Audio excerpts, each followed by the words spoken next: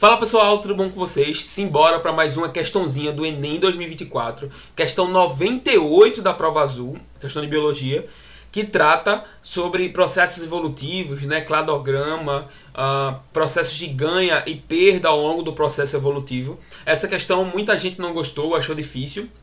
Vamos tentar entender um pouquinho ela aqui. Simbora! Apesar de os animais representados no cladograma compartilharem um mesmo ancestral, eles se caracterizam por distintos padrões de reprodução ou de nutrição dos embriões, dos embriões e descendentes. Isso é um ponto importante. O que a gente vê, né? A gente tem um cladograma de processos de evolução dos animais. Dentro desses clados, né, nós temos os monotrematas, que são os famosos ornitorrincos, né? Nós temos os marsupiais, que são os cangurus, né, que tem um marsúpio, né, aquela bolsa, etc. E nós temos aqui os mamíferos placentários, né, que aqui está sendo representado por um elefante. Então vamos ver o que ele pergunta para a gente. Ao longo do processo evolutivo, percebem-se que esses animais eles tiveram perdas ou ganhos, né, e ganhos nos padrões citados que envolvem o... Então vamos ver. O que esses animais, ao longo do processo evolutivo, melhor dizendo, né, de um ancestral comum, eles tiveram perdas ou ganhos em relação ao seu desenvolvimento. Para a gente entender isso, a gente tem que comentar um pouquinho de ambos, né, em relação ao processo embrionário, desenvolvimento. Então vamos lá. Os monotrematas, como a gente falou, são o grupo dos ornitorrincos. E aí, o grupo dos ornitorrincos, eles têm um ponto interessante. Vamos comentar lá desde o embrião. No desenvolvimento do embriãozinho, na verdade, do desenvolvimento da célula-ovo, que nós chamamos de zigoto, do desenvolvimento do zigoto dos monotrematas, dos ornitorrincos, esse zigoto ele vai acumulando uma quantidade de substância nutritiva chamada de vitelo. O vitelo, uma substância nutritiva que vai promover o desenvolvimento desse embrião. Então, os ovos, ou célula-ovo, né, melhor dizendo, ou zigoto dos monotrematas, ele é um tipo de ovo, né, em classificação chamado de megalécito, ou a gente também pode chamar de telolécito. O que isso quer dizer? Quer dizer que é um ovo repleto de vitelo, cheio, né, mega, lotado de vitelo. Por quê? Porque esse vitelo, essa substância nutritiva, vai fornecer os nutrientes necessários para o desenvolvimento desse embriãozinho. Beleza. Já os marsupiais, eles têm uma célula-ovo que também tem uma certa quantidade de vitelo, mas eu vou botar aqui, eles têm menos vitelo, né, no desenvolvimento do seu ovo. Ou a gente pode dizer que ele tem uma quantidade moderada de vitelo. E isso faz com que eles apresentem uma estrutura que venha para, como é que eu posso dizer? Que ela venha para suprir essa necessidade que não tem. Imagina que ela tem só 50% da carga nutricional e ela precisa suprir esse restante de carga nutricional. E ela supre esse restante apresentando uma placenta, só que é uma placenta, vou botar aqui, rudimentar. Rudimentar. E aí é um ponto interessante. Por apresentar uma placenta rudimentar, qual é a função dessa estrutura? É fornecer nutrição da mãe para o feto, né, para o embrião /feto, e nutrientes, recursos, etc. Fornecer esses nutrientes para que ele se desenvolva. Se nós temos uma placenta rudimentar, no caso dos marsupiais, o que vai acontecer? Eles não têm ali o ponto interessante para o desenvolvimento. É tanto que a gestação desses animais, né, a gestação ela é um pouco mais curta. Então vou colocar aqui mais um adendo. A gestação é um pouco mais curta. E o ponto interessante que nós temos aqui é que quando ele nasce, em um curto período de tempo, ele vai para o marsúpio, que é aquela bolsa do qual nós notamos no canguru, né? Aquela bolsa do qual o filhote fica ali dentro da bolsa recebendo leite materno para o seu crescimento, desenvolvimento e assim vai. Então a gente pode dizer que a gestação é curta, mas a lactação, ou seja, ali, né, recebendo leite materno, ela é duradoura.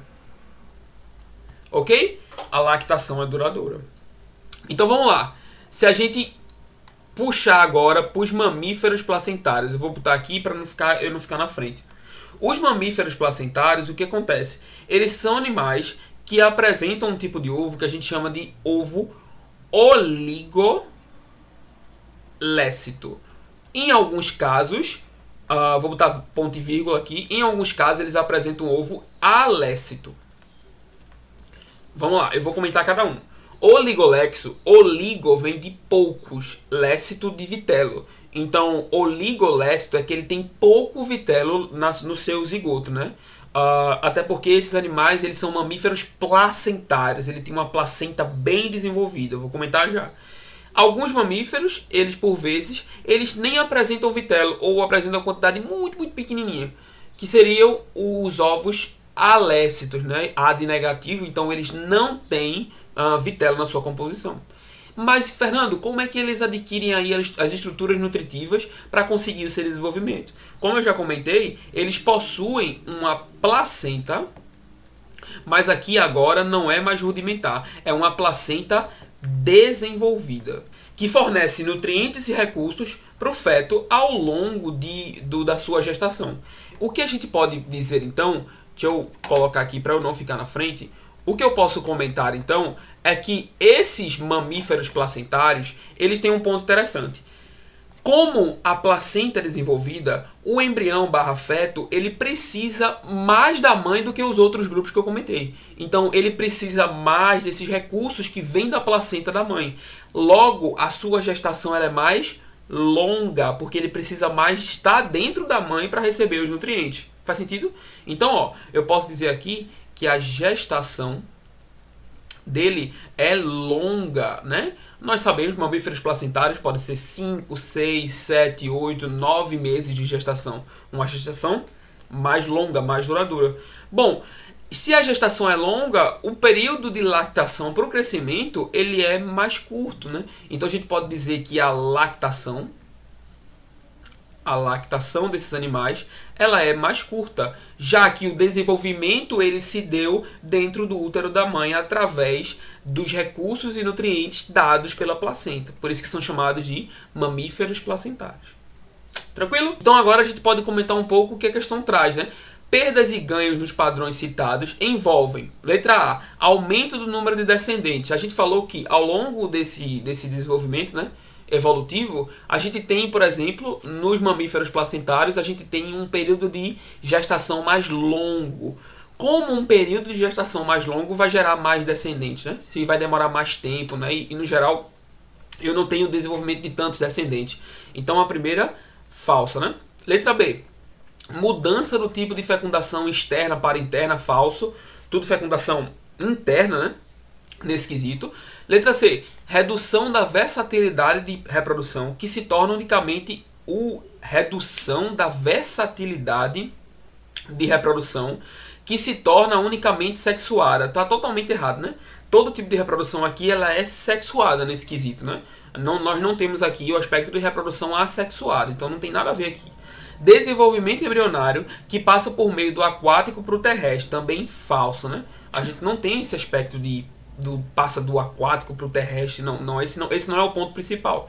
E nós ficamos com a letra E, que fala sobre diminuição da vesícula vitelínica. E o que seria essa vesícula vitelínica? A gente falou que os ovos, né, desses embriões, né, a célula ovo, por exemplo, o ovo megalécito é um ovo cheio de vitelo. Então ele tem um saco vitelínico bem desenvolvido. E o que seria isso? É uma estrutura de armazenamento de vitelo.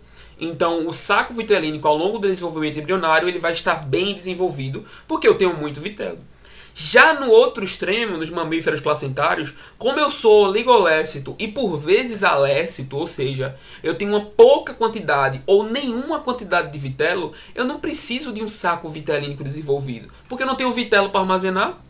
Então o que acontece? Eu tenho ali um saco vitelínico que é chamado de vestigial. Ele é pequeno, rudimentar, se a gente pode dizer assim, porque eu não tenho vitelo para ele conseguir armazenar nesse quesito. Então, o que acontece? Como os ovos eles passam a ser oligolécitos e alécitos, né? Ele sai de megalécito e vai para oligolécito e alécito, a gente tem ali uma diminuição da estrutura que armazena vitelo, já que a gente vai diminuindo a quantidade de vitelo ao longo do processo evolutivo. Então, ó, diminuição da vesícula vitelínica associada ao desenvolvimento da lactação. Olha o que a gente falou, ó, a lactação, ó, ela vai se tornando de certa forma mais duradoura, né? Moderada ou duradoura, né? A resposta, o gabarito dessa questão aqui, nós ficamos com letra E. E marca e vai ser feliz. Beleza? Valeu. Peraí. Não sai do vídeo ainda. Ó, se você gostou do conteúdo, quer aprender um pouco mais sobre biologia, me dá uma chance. Se inscreve aqui no canal, curte esse vídeo, compartilha com os amigos, para que a gente consiga divulgar mais conteúdos de biologia de graça, para que as pessoas consigam alcançar seus sonhos. Esse é o meu sonho. E outra, me segue no Instagram, professor Fernando Rocha, professor.Fernando Rocha. Me ajuda nessa? Valeu, gente!